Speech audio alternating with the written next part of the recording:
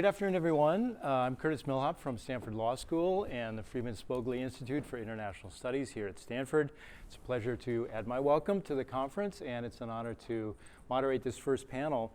Anat and Didi have given this first panel a very big charge, which is to frame the many important themes that are going to be discussed over the next 2 days. And as we just heard, these include the importance of trustworthiness in government and institutions, the indispensable role of law and effective enforcement of law in promoting economic growth and corporate accountability, and the ways in which globalization might actually exacerbate corporate opacity and corruption.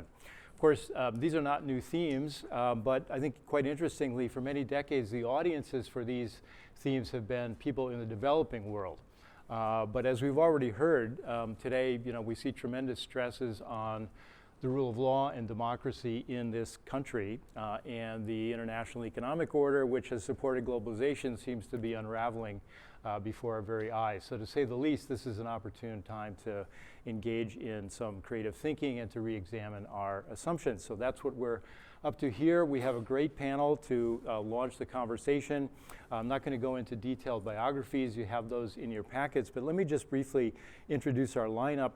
First up is Naomi Lamoreaux, Professor Emeritus of Economics and History at both Michigan and Yale. She'll begin by exploring the importance of what she calls impersonal laws to the emergence of advanced capitalism. Vic Khanna, the William W. Cook Professor of Law at the University of Michigan Law School, will follow with insights into how weak law enforcement and the workarounds it has generated have shaped capital market development in India. Alexander Cooley, Clairteau Professor of Political Science and a Vice Provost at Barnard, will examine the evolving international dimensions of countering kleptocracy. And finally, our commentator Rick Messick, formerly of the World Bank and now with the Global Anticorruption blog, will offer commentary with a focus on the importance of enforcement in the international anti-corruption space. So with that, let's get started. Naomi, the floor is yours. Thank you. And thank you, Anat and Didi, for inviting me and for organizing this really impressive conference. So my remarks today are based on a paper that I wrote with John Wallace of the University of Maryland on capitalism and democracy. So I guess I'm kind of a bridge to the previous conference. I'm motivating my paper with this graph, which plots for a broad set of countries the likelihood that a destabilizing event will occur in any given year. That's the vertical axis. And a measure of democracy on the horizontal axis. This one is polity. You can quarrel about what measures of democracy to use. I don't think it would make much difference in the picture, because what the picture shows is that the most democratic nations in the world are very, very stable politically. Autocracies, on the other end, are less stable, but pretty stable. The most unstable countries in the world are those that have introduced some elements of democracy. And then these countries have a really hard time continuing. They have all these adverse events. They get sent back to toward autocracy. It's very difficult for them to go over the hump and to become more democratic and also more stable. But so as we write today, those countries at the right end look a little iffier than they did before. And so what I want to do today is briefly sketch out our theory of why these countries in the middle are so unstable, and then why countries towards the right of that have been much more stable, and also sketch out some ideas about what might be changing right now to undermine that situation. So our theory, in very brief, is that the stable democracies on the right side of that graph have gone through a transition that changed their economic and political systems in mutually reinforcing ways. And the transition that they went through was a shift from what we call identity rules to impersonal rules. That is, they went from a regime in which ruling coalitions maintained themselves in power by giving out rents, basically, to favors, special rules to the people they needed for their coalitions, to a world where which is governed by impersonal rules, rules that treat everybody, or at least broad categories of everyone, pretty much the same. This is an ideal typology. The world never conforms to one side or the other, but we think that the shift captures something that happened in the countries that became stable democracies over time. Because identity rules are bad for economic development. They create barriers to the free flow of resources to their most profitable uses. And they're bad for political stability because they fuel factionalism. Okay, well, so autocracies always operate under identity rules because they need them to hold their coalitions together. These arrangements are inherently unstable for endogenous and exogenous regions. But if you move towards democracies, they become increasingly unstable, as that graph suggested. And so let me just talk briefly about why. Well, there's two basic reasons. One is that elections introduce a random element into the selection of leaders, and so it makes it harder to come to a deal in the first place because you don't know what's going to happen, or less know what's going to happen. And then because the outcomes are determined by votes, groups who are seeking power have an incentive to form coalitions of just enough factions to win and shower resources on those factions and shut everyone else out. But the people who are shut out, the groups that are shut out, are discontented, and they're there to disrupt the system. Okay, so factions out of power have little access to rents, and so they're very vocal. They charge corruption, corruption, corruption. They exploit discontent. They exploit distrust in government, which is what this is about. They promise reform, right? But when they get into power, they do exactly the same things because it would be political suicide to do otherwise. And so the system produces and reproduces discontent and distrust of government. So things can only change if political elites give up the ability to make special deals. But why would they do that? That's what they need to stay in power. It seems impossible that they would give that up, right? And yet it happened in a few places. It happened in different places in different ways, so I can't take the time to explain it in this short presentation. But I just want to give you a really quick glimpse of the US because it happened in a way that we haven't actually really ever thought about. It's not the Constitution. It's not all those things we write about, Madison and all that. It's state constitutional changes that occurred in the mid to late 19th century that mandated that laws had to be general. Indiana was the first. This is some extracts from its 1851 Constitution. It barred a whole lot of special and local legislation that legislatures were using to create these rents, and then it mandated that all laws should be general and uniform in their operation. So almost all states followed suit. There are a few that didn't. The federal government didn't. We have no constitutional amendment mandating general laws at the federal level. But norms changed as a result of this, and so that really mattered. As I said, different places went through this in different ways, but the outcome, what happens as a result of these changes are basically the same everywhere.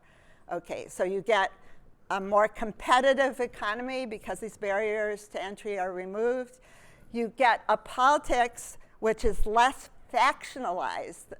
These rents are the fuel of factions, and so the political system becomes stabilized around a small number of long-lived parties. And I can't believe I forgot to put this bullet point on, but trust in government increases in a world of impersonal rules. Okay, so what makes this work? How is this credible, this change credible? What prevents a reversion to identity rules? Well, there are a bunch of things, but I wanted to single out three. One is the courts. If you have a well-functioning court system that makes this transition more likely to be lasting, and Vic is going to tell us in a few minutes about a dysfunctional court system. the greater competitiveness of the economy matters, because when someone steps in to favor a particular interest, if they try to revert to this regime of special privileges, there's going to be widespread protest. And then the long-lived political parties matter because they have a stake in being around in the future, and so their desire to subvert impersonal rules is tempered by the knowledge that they could lose the next election, and the subversion could be used to benefit their rivals. All right, so let me say something about why we might be experiencing some weakness today.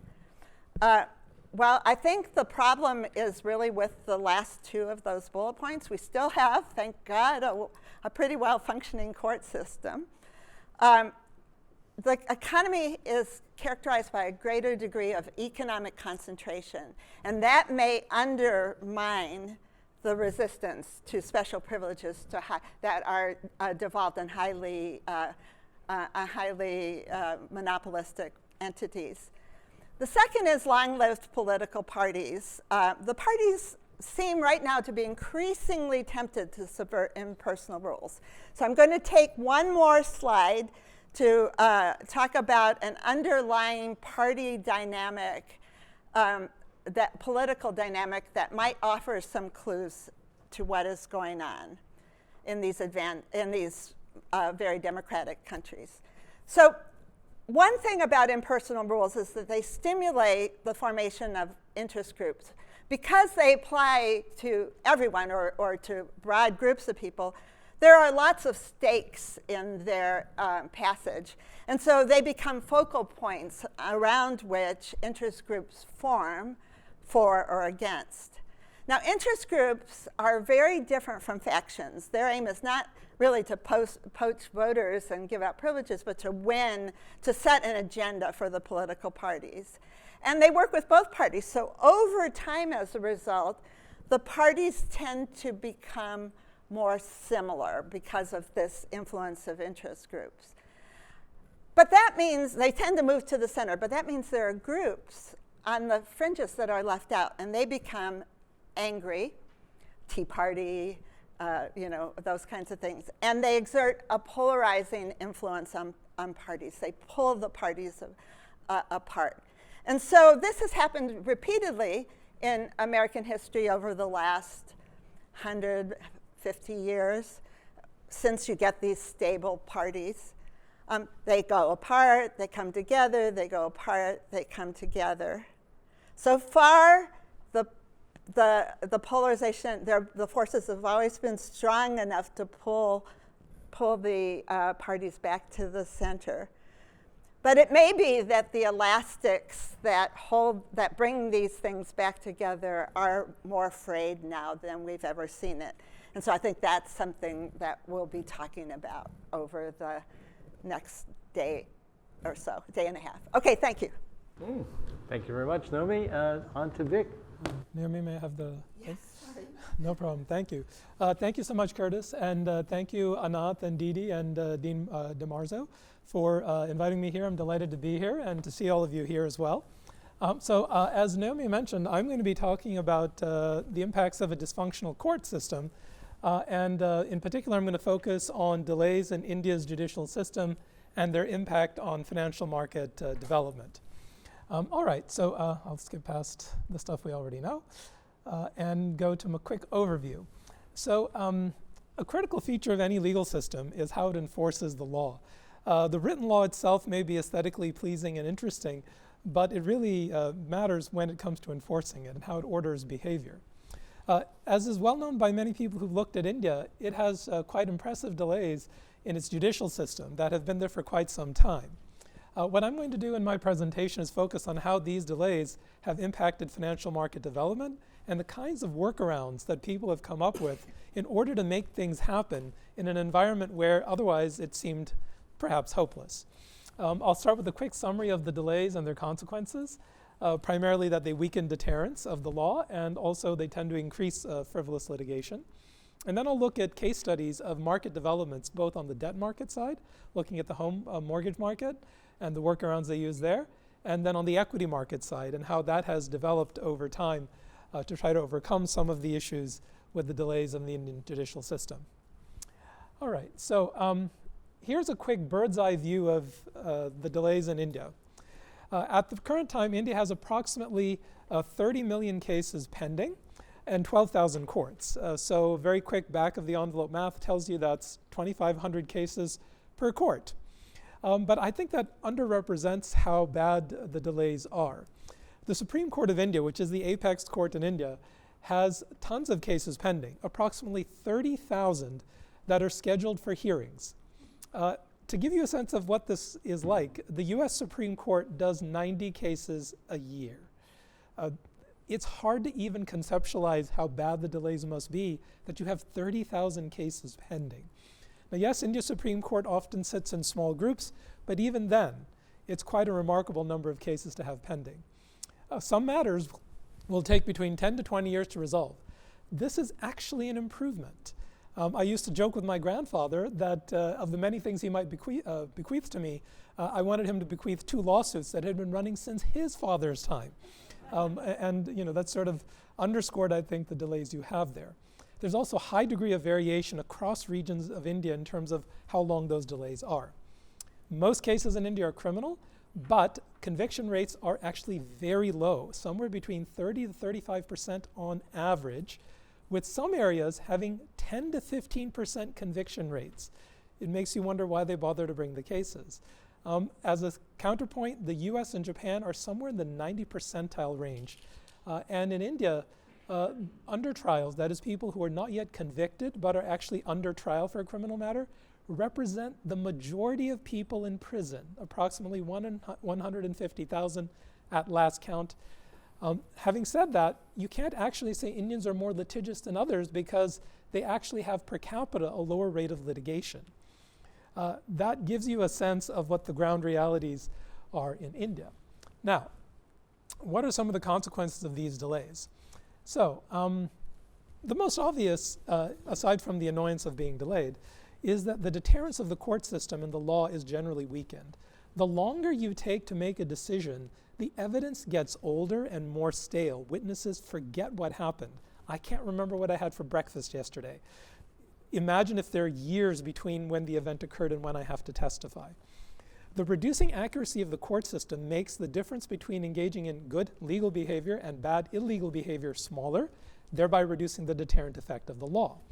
That has a tendency, of course, to make matters worse when you think about the fact that delays will mean any judgments you do get that are correct are coming many years down the line, where the present value of the judgment will be much less than if the matter had been addressed more quickly. What are some of these specific effects? Well, as deterrence weakens, wrongdoing increases. It also increases the incentive to bring frivolous suits because people find it difficult to tell the difference between a frivolous and a non-frivolous suit when accuracy drops. In criminal cases, not only does it increase wrongdoing, but it actually makes it easier to engage in corruption. Because generally speaking, if you take a bribe to drop a case, but conviction rates are 95%, you're in the 5% that people will wonder why didn't it lead to a conviction. In India, you're in the 70% that don't lead to a conviction, which is actually the norm, so people are unlikely to look that closely at that. The responses of business to this have been quite remarkable. They've engaged in various sorts of self-protection measures. They often will put money overseas when they're dealing with people in order to ensure enforcement of claims. They will often do cross-investments with each other so that if you defect on your contract, I'll defect on mine. You'll see business occurring more and more within groups where there are social norms that can constrain behavior rather than law, and all sorts of other things. And of course, from a pure legal perspective, delays in the court system mean that there's much greater delays in getting access to justice. All right, now what does this mean for financial market development? Okay, I thought I'd start with the debt markets in India. So, of course, for debt markets to function, you need to be able to collect on your debt in case the person doesn't pay. Often that involves liquidating a firm or being able to access its assets. In India, it is not easy to liquidate a firm. It has become easier, but it is certainly not easy. Delays basically hobble the debt markets by making collateral and fixed interest less valuable because it's more unpredictable. This has severely hit several debt markets, the infra debt market, meaning infrastructure debt markets in India, And home mortgage markets in India were quite bad until quite recently. India has attempted to do reforms. There's the bankruptcy reform of 2016. It seems promising, but this will not come as a surprise. The delays in the judicial system have made the benefits of this reform also delayed. In spite of that, informal markets are active, although not massively large. And this has led to a tremendous amount of interest in working around the legal system to find ways to enforce claims. To use that, to give you an example of that, I thought I would begin with the home mortgage market in India. So, because it takes 20 years to enforce a debt claim in India, no one was going to bother to offer mortgages to people. This was the case until 1993. For well over 100 years, India's law permitted and regulated mortgages, but there weren't any mortgages to speak of. So how did it actually start to grow? People discovered that in 1988, the Indian government, for unrelated reasons, created a bounce check crime. If you bounced a check, it was treated as a crime. Banks realized this and very quickly said, whenever someone comes in to borrow for a house, we will get them to sign post-dated checks for the entire term of the mortgage on day one. So if you have a 20-year mortgage, that means 12 months in a year times 20, 240 checks, post-dated checks signed on day one. The bank would then deposit those checks every month, and if for whatever reason there weren't sufficient funds, that was a bounce check. Within 60 days, they would file a criminal case. How much did it cost to file a criminal case? 5 rupees. How much is that? It's irrelevant. It's trivial. You proceed and you go with the case. Now I thought to myself, I know enough about the Indian judicial system to know that a criminal case will take at least 5 years to get resolved as well. Why would anyone think this is a real threat? In fact, conviction rates on this were, like in many other areas, exceedingly low. Why does this motivate people to actually pay? The reason is simple. When you get a bounce check claim filed against you, the police have to give you a summons. In India at that time, police would hand deliver the summons to you. And as I was told by every general counsel I spoke with in India, the police in India consider their time to be highly valuable. So if they have to trek all the way across Mumbai in a non-air conditioned car to deliver a summons to you, they would expect you to recognize the effort they've made in the traditional way, that is, to provide them with some payment. Now, would they threaten violence? No. They would simply stand in your home or at your office and wait all day if necessary. Apparently, their opportunity costs were not very high. Nonetheless, that would lead people to actually pay them. Did that get rid of the case? No. It just meant the police officer went away. You still had to go to court and seek a continuance. That is a delay in the case. The judge is delighted to give it to you. They have too many cases already. What does that mean? Another summons for a new trial date. A new police officer will come to your office and deliver this summons to you. And this would continue until you renegotiated with the bank to solve your non-payment on your mortgage. Now, I thought this sounded fantastical to me, but every single general counsel I interviewed, all of them that were in the mortgage market at the time, told me the same story. I went and looked for data. There is a tremendous amount of data on this when there isn't on much else. Roughly speaking, 1/6 of all litigation in India, by which I mean about 4.8 million cases, are bounce check cases. This is the debt collection system, roughly speaking, if you're going through the legal process. Now, this is a very unusual way to collect debt. You're relying on the predictable extortionary behavior of the police as a way to implicitly put a penalty on people in the market. But it turns out that banks were filing 10,000, 20,000, 50,000 of these cases a year. That is a staggering number of cases when you think about it, when most of these are going to resolve themselves. Over time, the police realized that they were being used as collection agents, and as all good agents realized they should take a cut from both sides, and proceeded to tell the bank officers, as again they told me, all of them, the same story, which is we would go and deliver 10,000 bounce check claims to the cops, and they would tell us, we appreciate you're filing all of these important criminal cases, but we have lots of cases. How soon do you need this done? Which was a way to say, pay us if you want this done in your lifetime. And they proceeded to get paid for that. The fact that there was this sort of payment going on from the police eat into the bank's operating margins, and they began lobbying for law change. This is a very dysfunctional story of law change. You did actually see tremendous growth in the home mortgage market. It increased 3,000% in 9 years from a low base. but it generated the biggest single category of cases anywhere in the world, 5 million cases on one provision, a bounce check claim. The delays this generated are amazing. It's hard to know what to make of this. I think of it as a bittersweet story because you have the development of a market, but at tremendous collateral cost. All right. I know I'm running short of time. All right, on the equity markets, India's equity markets suffered from very similar sorts of delays in enforcing investor protection rights. As a result, you didn't see much equity market development until 1991. Most people only invested with family and friends, and even then, usually with other sorts of protections in place. Over the last 30 years, India's equity markets have started to grow, partially due to regulatory reform, but also partially due to yet another workaround. What's this one? Litigation being brought not to actually get an outcome in the trial, but to get an interim order. Because what you're hoping to do is simply reverse the burden of delay onto the other side. And the objective here is not to win. It is to just say, I get control of the asset until the court decides the matter in 20 years. That actually worsens the accuracy problem in the court system because now you're making orders based on almost no information whatsoever. Because an interim order is made on the very first filings in the court, which are typically quite thin. That means that you're actually seeing a worsening of the delay problem and the accuracy problem, the deterrence problem, relying on this. It solves their immediate problem because it reverses the burden, but it actually makes the long-term problem much, much worse. Okay, I know I'm running short of time, so what I'll say is that part of the lessons that I've sort of been extracting from these experiences is that you can get equity market development, but these workarounds are extremely costly. It would be very nice to have more parsimonious enforcement to allow for the more, let's say, orderly development of things. But having said that, these methods can actually get you some sorts of market development at times. Now, you might wonder, are there ways to address delays? There are, but I would mention that as enforcement delays in India have been endemic for a while, it would be a mistake to assume that nobody benefits from it. There are constituencies that benefit from it, and that makes reform difficult. One has to get creative about thinking about how to reform it. Since I'm out of time, I will not go into that, but if people are interested, I'll be happy to discuss it further. And with that, I hand over the floor to Alex. Terrific, thank you, Vic, and on to Alex.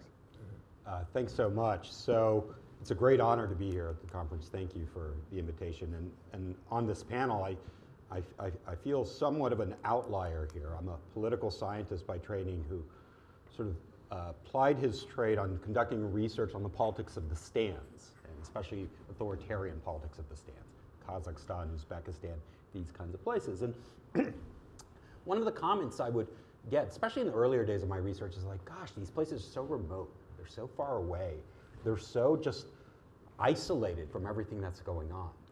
And, you know, as I conducted research on topics ranging from the politics of US military bases to questions of sort of exile politics to latest work on kleptocracy, I actually came to realize the opposite, that in fact these places are incredibly integrated in ways that perhaps we haven't systematically appreciated as researchers. And even an autarkic country like Uzbekistan, under the rule of Islam Karimov, the first daughter was actually very connected into all sorts of diplomatic posts, different sort of charity work, and certainly had a network of homes in places like Switzerland and Spain and so forth. So even this sort of distinction of sort of Central Asia being isolated got me thinking a lot about how we study corruption from the international relations perspective, right?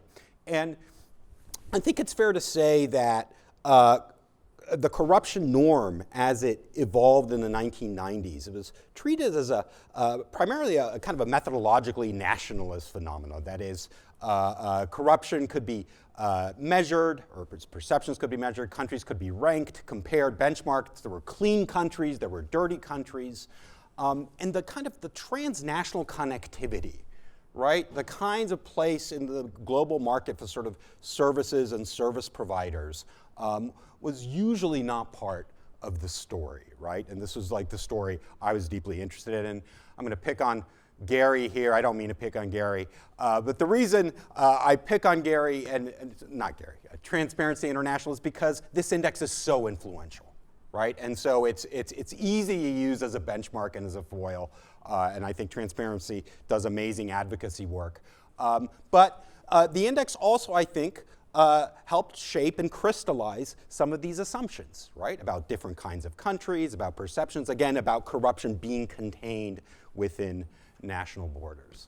So even though China might be ranked 80th, right, on the index, actually, this is from an article Jason Sharman and I wrote, when you look at a very kind of simple corruption scheme involving a Chinese official who takes a kickback or takes a bribe, a lot of the world is probably going to be involved. They might book the transaction through an accounting firm in Hong Kong. That firm might go, say, to a company in Panama, say a law firm in Panama that might bring a shelf of individual shell companies, right, including one that's registered in the British Virgin Islands. That company then will be used to open a bank account in Switzerland, right, because the Swiss accept those. And then that bank account will be used to purchase real estate in Manhattan, as was mentioned in an earlier panel.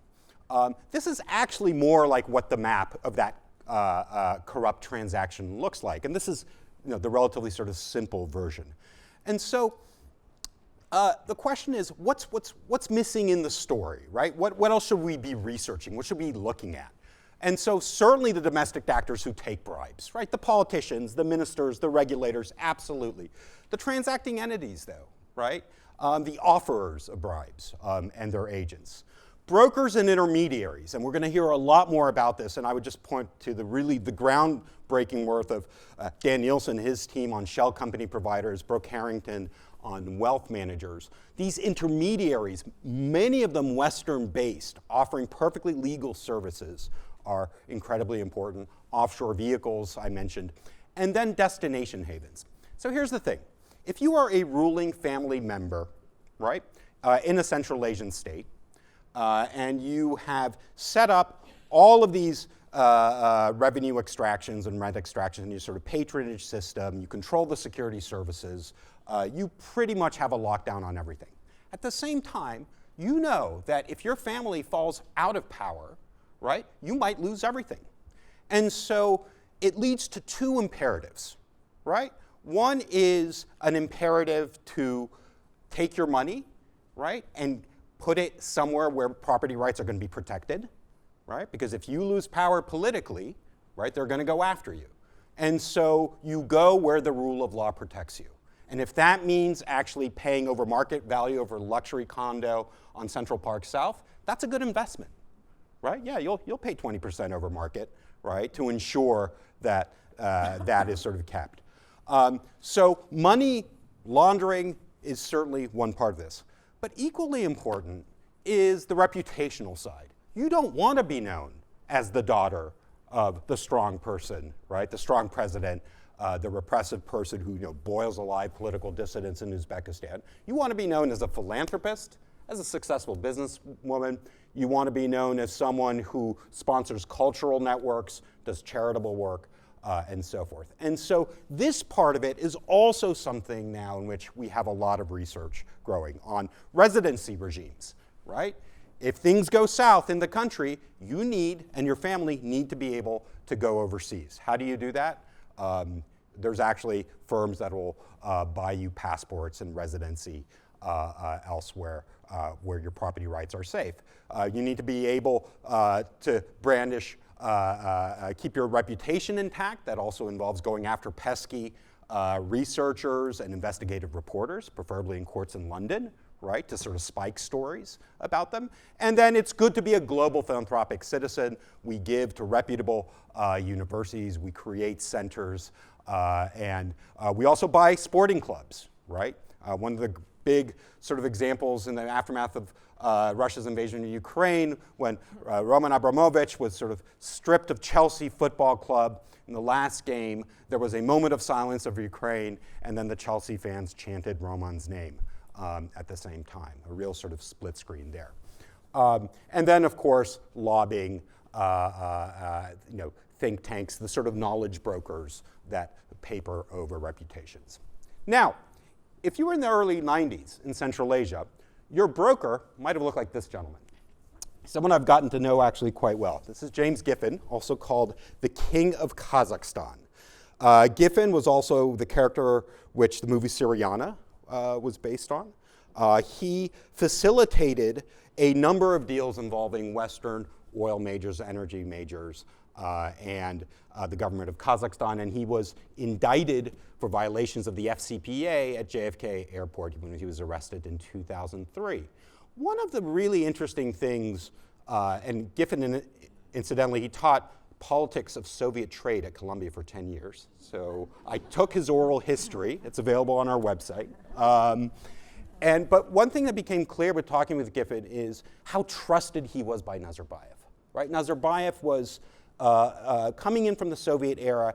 He needed someone to translate the world for him. He needed someone to arrange diplomatic trips, to arrange education, to arrange healthcare, especially emergency healthcare, somewhere to see and filter the world for him. That's why he became so trusted. Now, I'll leave it maybe to Rick or maybe Kevin Davis to discuss this remarkable FCPA decision in which essentially after 6 years of looking at disputing whether material was classified or not, the judge pretty much lets him off with a slap on the wrist and thanks him for his service. His defense was that he was doing this with the full knowledge of U.S. Agencies and interests. Okay, so as remarkable of a figure it is, intermediaries don't look like James Giffen now, right? We're past the early 1990s. Intermediaries actually look like this, right? Global accounting firms, banks, law firms, maybe others that you don't think about, due diligence providers, wealth managers, global citizenship providers, right? And the point I want to make is all of these individual activities are perfectly legal, mostly reputable global services, right? But their cumulative effect in every sort of stage, each part of this chain starts to disintermediate, right? The sort of initial corrupt act from the outcome, which again is trying to find a safe store of value. I was part of a research team that looked at London's role in this, and particularly sort of post-Soviet elites.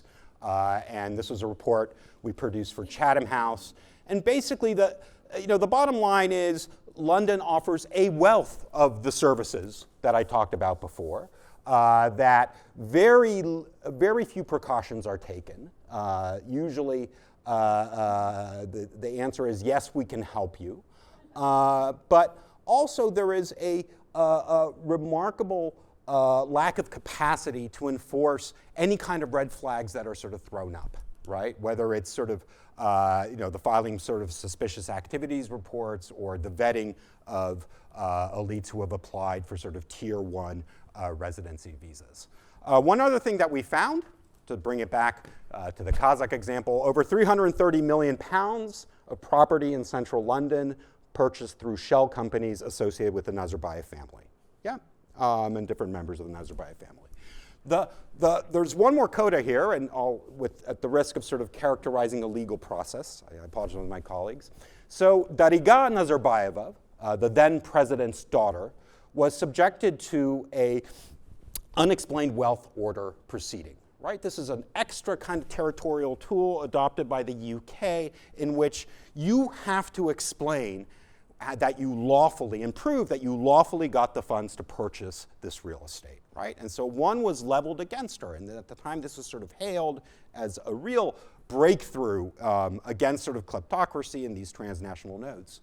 The problem is that the proceeding asked for testimony and evidence from the Ministry of Justice in Kazakhstan, and Dariga's father was still president of Kazakhstan at the time, and so the ministry said, this is all completely lawful. And Ms. Nazarbayeva is a very successful business person, as is her husband, and that there is nothing improper about this. The judge accepted it, and in fact ordered the NCA of the UK, right, the National Crime Agency, to pay about £1 million worth of legal fees that Dariga had. That kind of emptied out the enforcement budget, right? I want to say just 2 minutes on foreign policy, just for 1 minute on foreign policy. We don't study corruption in foreign policy, but I argue that we should, right? Because we have gone through a remarkable pendulum swing back and forth over the last 10 years. That case of James Giffen was one that President Nazarbayev obsessed over, especially during the Bush presidency, right? And he would go to Bush and say, why can't you make Kazakhgate go away, right? This Giffen guy. And Bush and Vice President Cheney would say, we have a wall of separation with the DOJ, right? We do foreign policy, they do enforcement, right? These are sort of different things. And then fast forward to 2021 and President Biden's anti-corruption strategy that is now part of the national security strategy, right? And so within really a little more than a decade, we went really fast forward into corruption being thought of as part of national security. Trump 1 was a part of this, right? Where the first Africa strategy was full with references about Chinese corrupt activities in Africa, in Central Asia, and so forth. And in fact, Trump signed one of the biggest sort of sanctions, the CAATSA Sanctions Act against Iran, North Korea, and Russia. I'll skip this. This is from Biden. The final point I want to make here is that the Ukraine war, right, and the response to the Ukraine war fuses the geopolitical and the anti-corruption work. And I'm not sure that turned out well, right, frankly, for the cause of anti-corruption, just in the sense that there were these task forces that were convened to go after Russian oligarch money, right, the repo task force, and they were somewhat successful, and they also stigmatized the oligarchs. But now, and this is my very final slide, we've seen the pause on enforcement of the FCPA. We've seen Treasury said it will not enforce the CTA. We've seen the disbandment of klepto capture.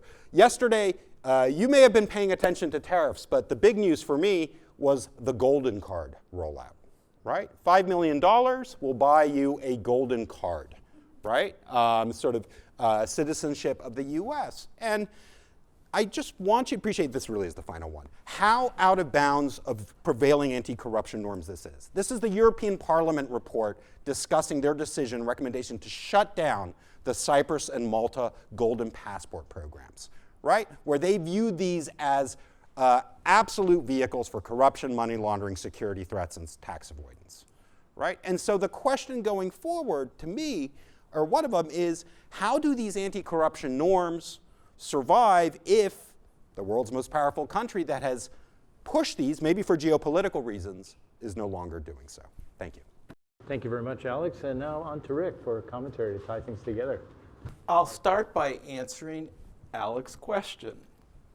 Private enforcement of the anti-corruption laws. Article 35 of the UN Convention Against Corruption requires every state party, of which there are now 193, essentially everything but North Korea, Cuba, Tajikistan, and a couple tiny little countries in San Marino, have to allow anyone injured by corruption to walk into their court and file a lawsuit, okay? That sort of citizen impetus to deal with corruption is ultimately what the whole game is about. The game being getting the enforcement of the anti-corruption laws. Naomi talked about the importance of enforcement and getting courts to work right, something that I have tried to do in, among other places, India, with little or no success. But Vic did point out defective institutions, you can patch around them.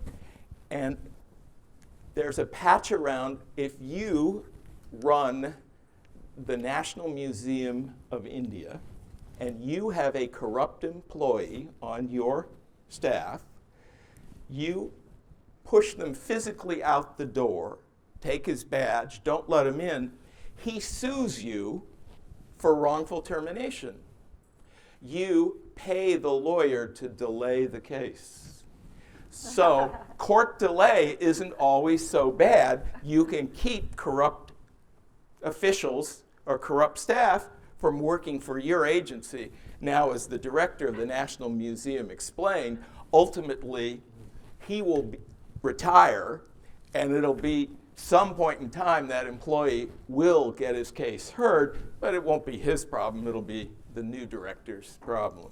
But those are patch-arounds of, that's the only patch-around I found for public law being things like anti-corruption, things where it's not just business to consumer, business to business, what the Romans called private law, but it's the public law involving citizens, corporations, and the state.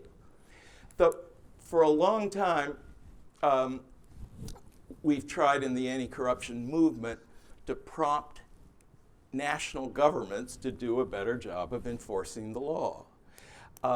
That's pretty tough to tell anything but a really democratic government, the power holders in an autocratic system, gee, we want you to do a better job of enforcing the law. That means you need an effective court system. That means please give away some of the power that you now hold to a group of judges, maybe politically appointed, maybe career service, as in most countries. But gee, give away some of your power, knowing that perhaps the judges and the independent prosecutors might come after you. And you'll even find in one country in Europe, 2 prime ministers have fallen to corruption investigations, prosecutions. But that's really tough to sell. So our fallback has been, we'll get citizens to help enforce the law. And what we recommend is, there are 2 kinds of laws in the world in general terms. There's a rule. A rule says don't drive faster than 40 miles an hour. A standard says drive a reasonable speed. If you have a rule, anyone can see, with the right equipment or whatever, whether someone's driving 40 miles an hour or not. Or you have a law that says the head of the public health administration in the country cannot hire a close relative. Anybody can monitor that. And for a long time, and in some countries it works, that citizens are able to monitor whether a bright line rule has been violated. Of course, it's hard to see, people generally don't record themselves taking or accepting giving a bribe, so there are other, but at least there's some. So we looked to citizen enforcement. And a great example in the international thing is when Daria Kolyanik, an anti-corruption activist from Ukraine, cornered Boris Johnson when he was there to show support for Ukraine. And Daria says, hey, you got all those Russian oligarchs that own those apartments in London. Those are Putin's buddies. Get after them. So we hope that the citizen thing would work. Well, citizen things don't always work. So we look for, how do we get national laws enforced? We get people outside the corrupt circle, international actors, to enforce it. The International Monetary Fund now puts conditions involving corruption as a condition of continued disbursement of some bailout loans. We get the World Bank, Transparency International tries to create more citizen pressure. And, you know, sometimes it works, sometimes it doesn't. We hung our hopes for a while on the OECD Anti-Bribery Convention. 46 countries and 38 members of the OECD plus 8, I think, non-members signed this treaty that said not only do each one of us promise to have an effect in FCPA, but we'll monitor each other's compliance. And we will write nasty report, because the country being monitored had no say over the conclusion of a visit. In the case of Italy, it was Germany and the US investigators came, looked at what was going on in Italy, were appalled by some of the things they saw, and wrote a report. Didn't work. As you'll learn tomorrow, one speaker here can talk in painful detail about why it doesn't work. We have the UN Convention Against Corruption. Similar monitoring system, but reaches the 193 countries. So we're looking wherever we can for mechanisms to control these powerful actors that are able to regulatory arbitrage across nations to get away with murder. And did I violate your rule or not? Did I say about knowledge or truth? Was I able to? Okay. I didn't want to bring up truth or knowledge because that's another. But that's, we have citizens, we have outside forces. We're trying to do, we had hoped norm changes were taking effect with the Foreign Corrupt Practices Act, the vigorous enforcement by the United States that was acting sort of as you would expect in an alliance where you have a powerful member that has particular interests to over-enforce. And we're bringing along countries and we're getting, and we hope with the announcement of the UK, France, and Switzerland to put together a working group to step up enforcement of the anti-bribery laws, that whatever happens in Trump world will still maintain this international momentum. Because particularly the smaller countries, the less developed countries, getting the power holders in those countries to give up power so that some judge can judge them, that seems to be a ways down the road. Okay, thank you very much, Rick. Well, this panel has obviously focused a great deal on enforcement and lack of effective enforcement. So I want to just kind of ask the panel the what is to be done question. Vic, I think you had in one of your slides, you didn't get to it, a tantalizing point about the potential of technology. For Alex, why aren't the intermediaries held to account? What can we do about this? The problems seem obvious. The sources of the problems themselves are varied, but they also seem obvious, ranging from institutional capacity problems to vested interests. So what can be done about these issues? So I'll be happy to start off. In India, the two sort of primary causes of delays are usually listed as bad case management, which technology can directly address, but also the incentives of the people bringing the suits. So the government is the primary litigant in India. It represents 85% of litigation. 2/3 of all cases are criminal. Of the remaining 1/3, which are civil, the government is a defending or moving party in half of them. The government loses the vast majority of its cases on all sides. They've been losing more and more cases over the years, so they're actually unlearning how to win. What that suggests to me is that winning is not the primary goal. If you look at the incentives of government officials in India, you discover very quickly that most of the people that initiate litigation don't bear the cost of it, and the ones who actually bring the litigation, if they decide to drop the case, they will get reviewed for anti-corruption moves. Because people will say, why did you drop the case? Did you take a bribe to drop the case? To avoid going through that kind of, shall we say, investigation, they almost never drop a case once it's initiated. They know that the cases are losers. That has not something that has evaded their attention. So they just simply kick the can down to the courts. The courts don't have a way to stop this directly, so it just persists. So what we suggested, and actually is right now being done at 3 different sites in tax departments in India, is that we use an AI model, a large language learning model, to extract from the case law as well as interviews with people in the tax field in India the factors that correlate with a higher likelihood of this being a good case versus a lower likelihood of this being a good case. And then having the progression of a case stalled until a higher set of officials in the same department look at the AI results and make a call on whether they should allow these sets of cases to go forward or not to go forward.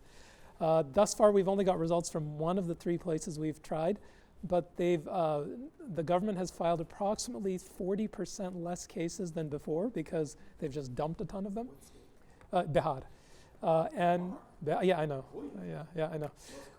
Yeah, I know. We've had a 40% reduction in cases filed. We don't know yet the outcomes yet, but thus far of the 400 cases that have gone forward, or a little under 400 cases that have gone forward, the government's win rate has improved to about 51%, from a baseline of around 15. So that's remarkable. I treat that as a mix of understanding the incentives of the people bringing the litigation and using technology to try to help you find ways to screen. The private litigation side in India is even more fascinating because they have very little incentive to bring suits because they know the delays they're going to face. So they've created, depending on what level of the business world you're in India, if you're doing a lot of business at a level where you're dealing with people in your own kinship network or broad community, you're typically going to resolve disputes in that network, not through the court system. The court system is basically ornamental at that point. They file suits because it has some strategic or tactical value, but the real resolution will occur amongst the business communities as they square off against each other. At the higher levels, you do get more cases involved, but you'll notice many of them will end up settling before they get a final decision. What does that mean? It suggests that private parties, quite rationally, looking at the delays, have opted out. The government, because it doesn't bear the direct cost, is in, and one has to try to understand the incentives of those in the system to get them to move in a different direction. Thank you. Alex? Yeah, so there has been legislation proposed on enablers that would have expanded the responsibilities of different service professionals to conduct enhanced due diligence and flag illegal activities. That did not move forward. But I think there's an interesting point here of insertion in the professional associations and societies of all these service providers. So many of you are much more familiar with the ABA debate, right, than I am, regarding some of these rule changes. Of course, National Real Estate Association, right?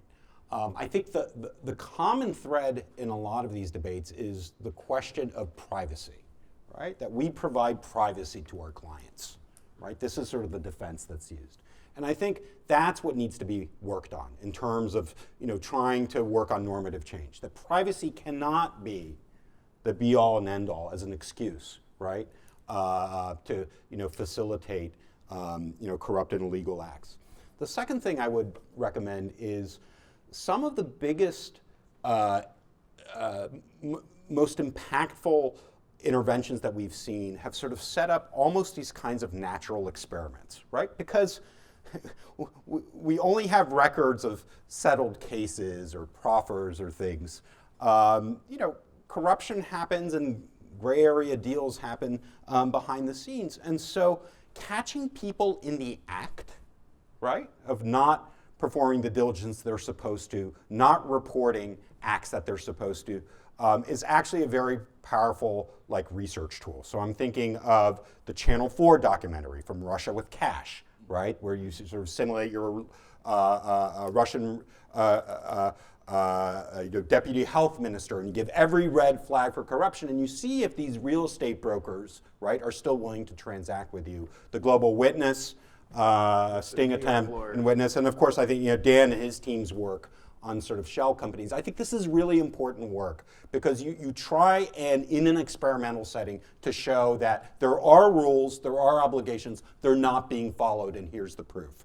And then I think just the final thing, I think sometimes you really need to take advantage of a crisis, right? And that's the point in which you try and stigmatize, to get back to an earlier conversation, the servicing of some of these corrupt officials or oligarchs or whatever you want to. You have to be, I think, quite opportunistic about it. And when you have that geopolitical moment, you sort of shine the light there. But I think it's uphill, and we're seeing the pushback now from several avenues. Maybe I'm not as optimistic, maybe as Rick is. Naomi or Rick, any? So I guess I would have a couple thoughts.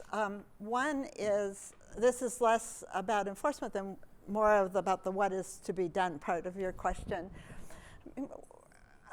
As parties move to the center, they really don't take care of people who are disadvantaged by the current situation, or the status quo.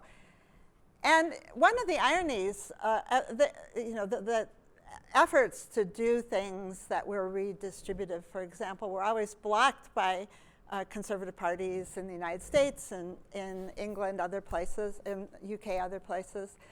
But those conservative parties end up being the ones that benefit from the discontent. It's kind of a very difficult, ironic situation. We saw it in the UK, and now we're seeing it here. And so really we have to worry about the distribution of income. We have to worry about the people who are left out. And if we don't do that, we're going to get these polarizing politics. And then the other thing I would say, money in politics is just, the corrosive element. I think I talked about the concentration of in industries, but I don't think this is an antitrust issue so much as you're going to have people with a lot of wealth, like Elon Musk, right? What kind of a world? What kind of world can you have when he can spend, $15 million on an election? And we have to get the money out, and those would be the two big things from my perspective. Rick, any further thoughts? Well, one reason I'm an optimist is because Musk didn't. He didn't win. So therefore, the world's getting better. You see, $15 million. The only people who got rich were the television stations and the people he hired to go door to door.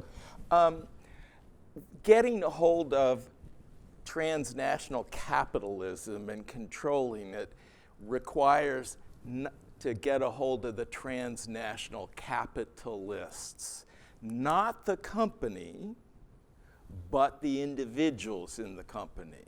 And the Deputy Attorney General in the second Bush administration and the Deputy Attorney General in Obama both issued guidance to their prosecutors in not only corruption cases, but fraud cases, anything involving corporate wrongdoing, to downplay the corporation's role and to zero in on the executives.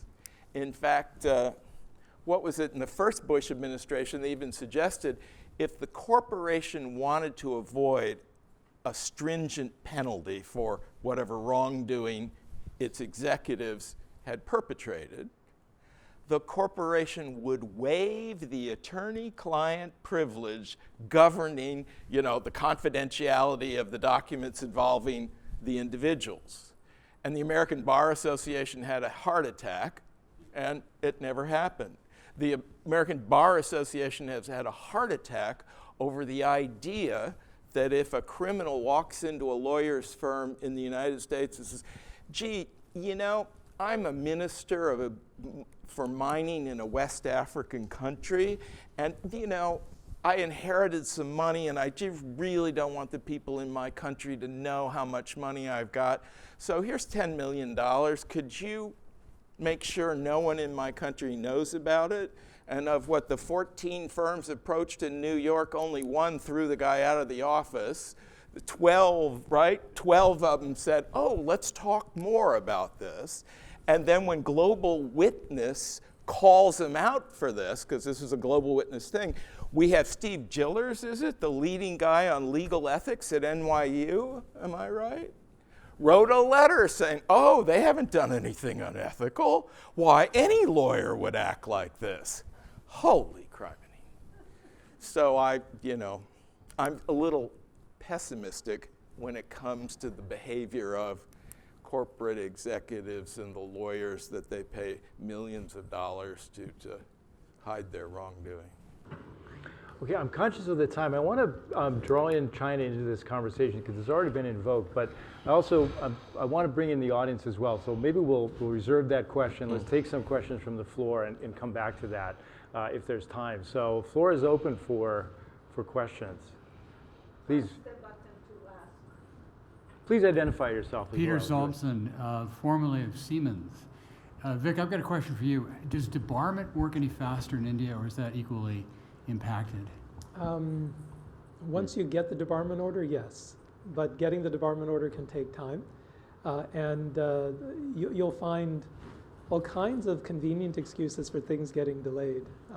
But if you can get the government to debar, yes, it'll move fast.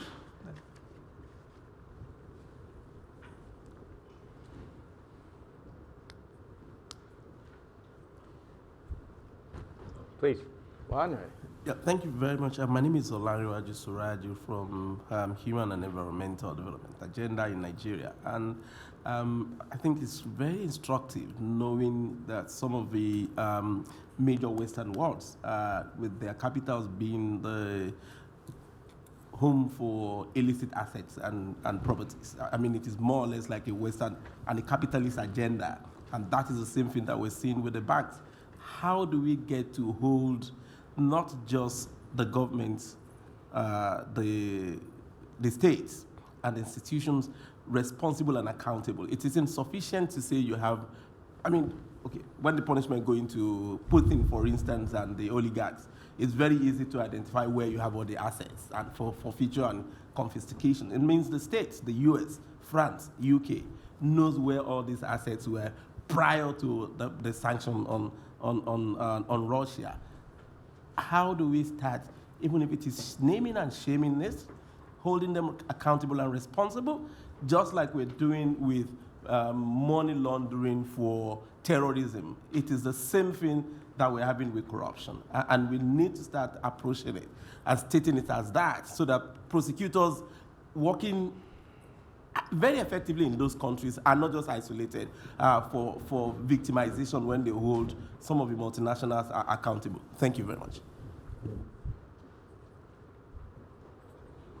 Eric. Conferences like these always need a breath of optimism. And I'm only going to give an impartial breath of, it's like a half breath. A few years ago, Alex, you mentioned the Enablers Act, that it missed passing in the Senate by one vote several years ago. And my students last year at the law school wrote a piece on going after legal enablers of Russian oligarchs shifting their wealth around. And it received a really warm reception, bipartisan reception on the Hill. And we almost got there. I mean, it's dead in the water right now in this administration, but I have hopes that it can come back in the future. Please. Okay, so I'm wondering how some of what's been discussed impacts what we might call the prestige associated with certain roles. And the roles I was thinking about are judges, prosecutors, and what I'll call police officers, investigators. So, you know, judges in the United States, I would think that's pretty much a high prestige position, really across multiple levels. Prosecutors is different. I might feel differently about a local prosecutor, but certainly at the federal level, again, up until now, I would have thought high prestige, right? And I say this as a former prosecutor. Police officers is a little different, but you still might say also when you think about something as police become more professionalized, like detectives and certainly investigators at the federal agencies, something like the FBI, still I'd say relatively high prestige. As you get either into these problems with identity rules or these problems with total dysfunction, so for example, all of the notes I wrote for myself during Vic's talk were lots of cases, most brought by the government, losers. That's what I literally wrote. You know, I would think that impacts who wants to take those positions and how they're perceived, right? And again, I don't know if I'm projecting my own American view, which is like, I don't want to be on the losing team, so I apologize if that's it. But I am sort of curious about what happens to the prestige of all these roles as these various problems arise. I mean, I could start off with India. In India, there's a very big distinction between what might be treated as the upper echelon of the prosecutorial staff and police staff and judiciary. If you're at the magisterial level or the district court level, there's not a ton of prestige associated with that. The pay is fairly low. And at least for the police, you typically have to pay the person hiring you to hire you, if that makes sense. And so that means that you've already sort of got a capital investment you need to reap out before you leave.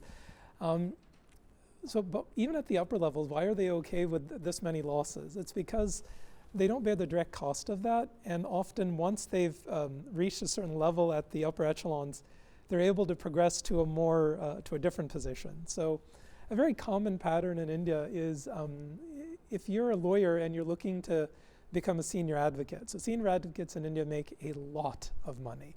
When I say a lot of money, 10 to 15 million US a year, which goes very far in India, although a lot less far than it used to, I'll say that. To get to be a senior advocate, you need to be sort of voted on by all the other senior advocates to sort of put you in. And a lot of times people will argue cases. They may believe in them, but also it's to get into the sort of the system of being considered as a senior advocate. It's hard to be a senior advocate, but once you're there, the returns are good. I know many senior advocates, and my experience has been twofold. One, whenever they become a senior advocate, they travel a lot more. And then number two, whenever I meet them, they take me out to nicer restaurants, and they offer to pay. It is what it is. But I think a lot of the people who are coming up in the last 10 to 15 years in India are much more interested in trying to create a structure that can scale. And so just trying to make returns off of their own behavior is sort of giving way a little bit to thinking, look, if there's tremendous potential here, how can we scale, which means we need to come up with systems that people can follow, the sort of impersonal rules that Naomi was indicating.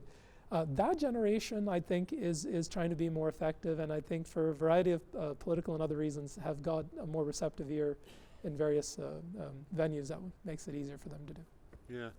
Actually, I want to respond to the very good question about, what do we do after we, shine the spotlight on all these properties or holdings or, prestige assets. And that is, I think, a decision that's going to have real implications for strategy. What is it that we want?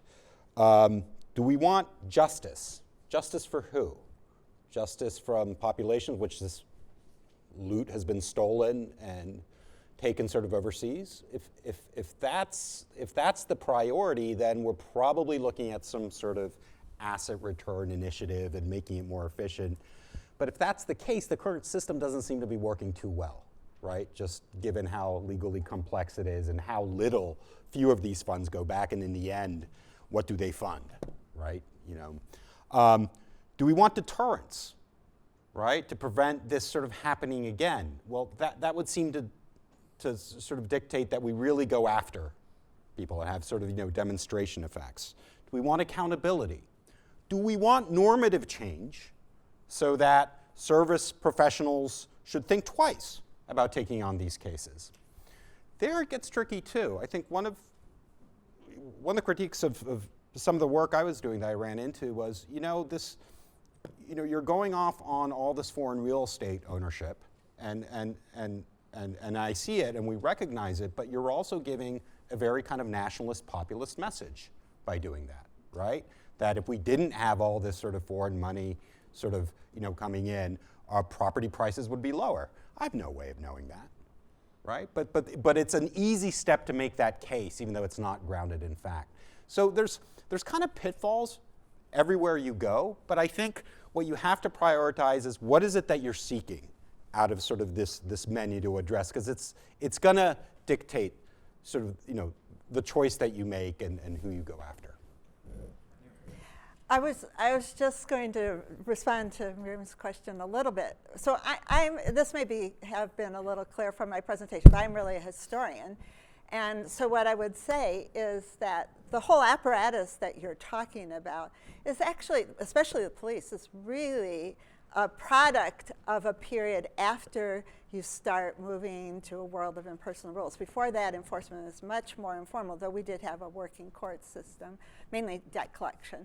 And so one interesting question is, like, for people to tell me is, when you graft this system that is created as part of this move toward rules that are impersonal and get enforced, and you graft it in a world where it's not in that position, it's a very different thing, and we're thinking about how that functions. Rick, Hi. Oh, sorry. Yeah, Luigi. Yes, I thought that the panel had a lot of interesting points, and I would like to stress two because they're particularly important in my view. The first one that Vic mentioned is the relation. When you have long delay, you have more noise. When you have more noise, you have less deterrence. When you have less deterrence, you have more incentives to bring frivolous suits. And I think that is often ignored, but is extremely important. And I speak here as an Italian. Most of you have seen Pinocchio in the version of Walt Disney, but you probably don't remember that Pinocchio, when he goes and denounces the cat and the fox that stole from him, he's arrested. So he goes there to actually get justice, and he's incarcerated. So that's a view that brings the last point, trust in government. I think that and Pinocchio was written many, many years ago, but it represents very well, unfortunately, the view of trust in governments that is still present in Italy and a lot of countries.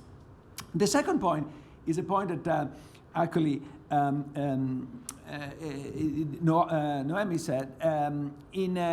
I think that the idea that you need a middle class to create a demand for impersonal enforcement, I think is very, very important. And more than 20 years ago, Raghu and I wrote a book with a particularly fortunate title, and fortunately very important even today, which is Saving Capitalism from the Capitalists. And one point we made that I think that did not receive, in my view, the right level of attention is there is a lot of debate in political science about the glorious revolution in England and why it succeeded. And we said it's not because just there is a piece of paper that gives some rights.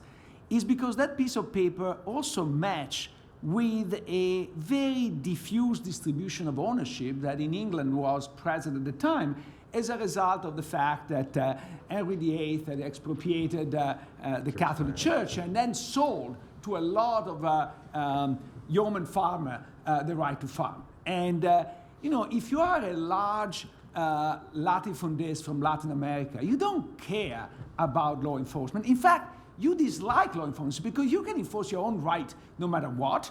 And law enforcement, impartial law enforcement, may actually limit your ability to do what you want. It's only with a diffuse property that you have the demand for. And of course, the Constitution is an enabler of that power. But without that power, the Constitution is just what you say, parchment, useless for any practical purpose. And so I conclude with one of my favorite saying that it takes a Latin American economy to have a Latin American president. I think you had one more. Karen. Hi, thanks. So this question is probably most relevant for Naomi.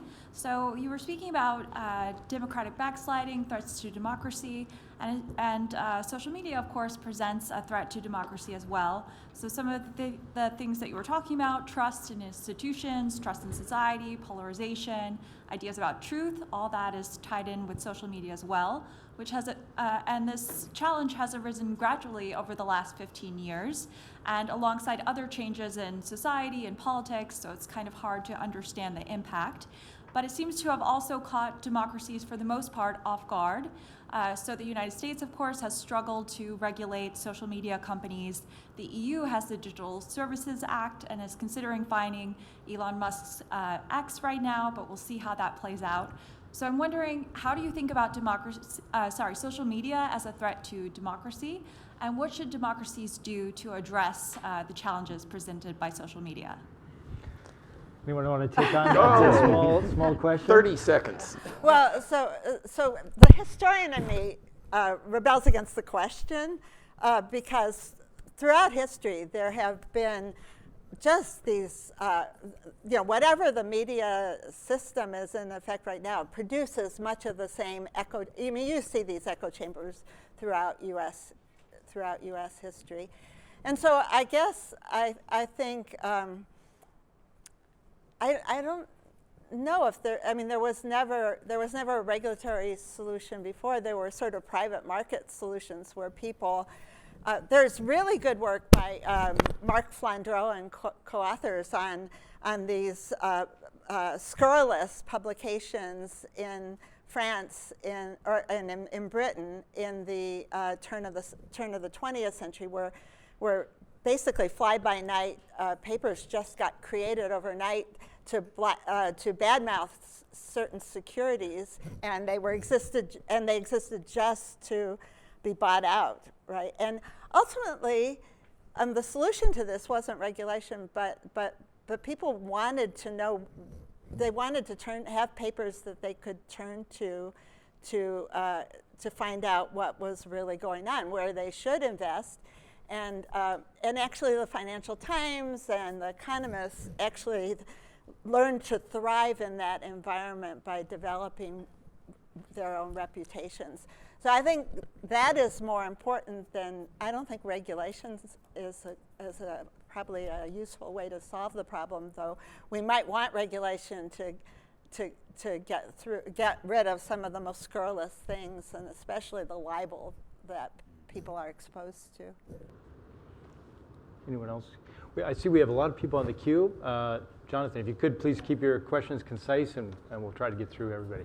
Yeah, I'll just ask 2 quick questions. One has to do with sort of lessons learned from right now, Alex, and maybe Rick as well too, looking at past history and authoritarian governments that you've seen in sort of this transition. How does that connect to the current moment in the U.S. right now? And maybe lessons learned for this group that's here today in response to that challenge. And then I wanted to also ask Rick too, I mean, obviously there's a lot of stakeholders that have responsibility in addressing corruption and democracy, media challenges. We didn't talk about independent media. That's incredibly important, which sort of dovetails with the last question. But one is, I want to ask you about the withdrawing role of the U.S. in support of democracy, anti-corruption work globally, and how you think that might impact these issues. I'm sorry, the what? The role, the U.S. and its declining role globally in support of democracy. Role. Yeah. Thank you.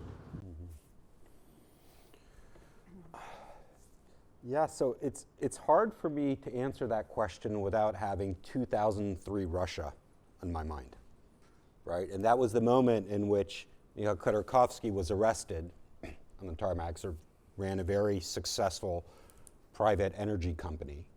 And the day after, Vladimir Putin brought in all the oligarchs and said, this is the new normal, right? Everyone sort of come in line. And so when you think about it, the sort of, the wild days of sort of oligarchs ruling the airwaves, doing what they wanted in Moscow, lasted a little more than a decade. But they were brought to heel. And they were brought to heel because if you are an oligarch billionaire in Russia, you usually have some sort of monopoly, right? Over some industry, fertilizer, aluminums, phosphates, whatever it happens to be, right? You are really dependent on the state. You are absolutely dependent on the state. The state can regulate you. It can impose sanctions on you, red tape, tax authorities, the whole thing. And so that shift in the balance of power is kind of what I see right now, right? Falling into line, realizing that the state actually, if you have, say, a big superstore that everyone uses, you get the point. So I don't know. I think it's a little bit of a negative lesson. How do we get out of it? I think it's very dangerous when our oligarchs start brokering, right, different domains, right? They're not just doing sort of fertilizer and phosphates, they're also doing social media companies or national newspapers, right? Then we get into sort of the informational politics. And so, to me, it's like an amber light right now, based on just my reading of recent Russian history. The U.S. has tried and tried again to bring about better governments through supporting civil society groups in different countries.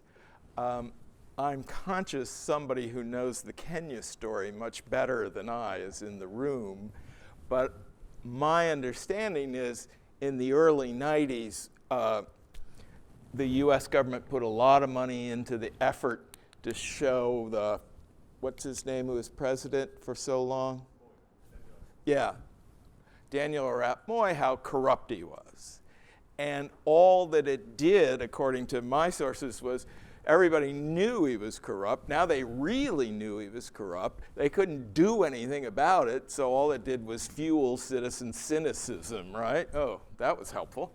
Now, on the other hand, in Ukraine, where the EU, the US money there helped fuel the civil society groups that had some depth in the country, and between an intensity of feeling about we have to preserve, particularly after 2014, geez, we got to preserve this country and get rid of these Russian oligarchs and, of course, protect us from, you know what, who. And so that civil society movement connecting with external forces telling the parliament, you know, the IMF came in and said, you got to change this law. And civil society experts said, yeah. And what they mean is you have to change paragraph 2B, subheading I. And you have to change it this way. And so you had, and then when the parliamentarians said, external infringement on our sovereignty, oh my God. And then the civil society group said, what do you mean infringement on it? We will not be independent and truly sovereign unless we get a hold of this thing. And that was, until the invasion, of course, a really, and it still is to some degree, a really successful example. So, you know, good things, bad things, a lot of ad hocism in the way we approach support. And of course now, one would hope, the Norwegians said they're going to step up and every dime that the US pulled out of Ukraine, they're going to put it in. That's $500 million. So we'll hope others, you know, the Danes. Okay, let me go to Kevin. I'm getting the word we have just 3 minutes left, so please, we'll try to get as many folks on the queue as possible. Kevin, please. Okay, I just wanted to maybe push back a little, not to the way the way my colleague did, but about the idea of limiting attorney-client confidentiality. And I guess I'm just wondering, the idea is to have lawyers share information about these prospective clients' misdeeds with the government. But I'm wondering if you're as comfortable with that in contexts where the government can't necessarily be trusted. So, you know, you've got the dissidents or the government in exile that approaches a law firm. The law firm then feels compelled to share the information with their government, which turns around and shares it with the autocratic leader of the place they came back with and actually helps crack down on them. So it's not entirely obvious that that's the way we want to go when you, in a situation where you can't trust the government. And of course there's a slippery slope, which I can't help but think about as a non-citizen these days, where you approach someone, you approach a lawyer for advice on whether you, on how to stay in the country legally, and that lawyer is then obligated to turn that over to the government. So there is a lot on the other side of that equation. Anat, you're next on the queue. Will you give us a few extra minutes? No. No. I don't want to abuse my power. And I was actually going to ask Curtis, I mean, I had a question about lawyers, but we'll get to it later, but I just wanted to kind of prompt Curtis on the elephant in the room, because you're only a moderator, but you actually have a lot to say. So I don't know if you want to give a 2-minute China kind of perspective, because China is the elephant in the room. Well, okay, I was just going to, you know, had we had time, I would like to ask the panelists about China, because I think it is the elephant in the room in a conference on transparency, trust in institutions, and accountable capitalism, because China offers a very different model. Maybe it raises some challenges for Naomi's theory. I'd love to hear about that. I'd like to hear whether Rick and Alex think that what's happening in the United States today with democratic backsliding and challenges to the rule of law is creating an opening for China to change the norms and the rule structure for global capitalism. So I don't think we have time to discuss those issues, but they're out there, they're hanging out there, and I'm already getting the hook. And so just put that out there for food for thought over the next couple of days. We'll have another, you know, Law and Politics of Fighting Corruption panel, and so we can go to other countries that we didn't. that we didn't revisit because it's China and Africa and all kinds of other things. Terrific. So I think this panel has done a great job of sparking food for thought for the next couple of days. So let's thank our panelists.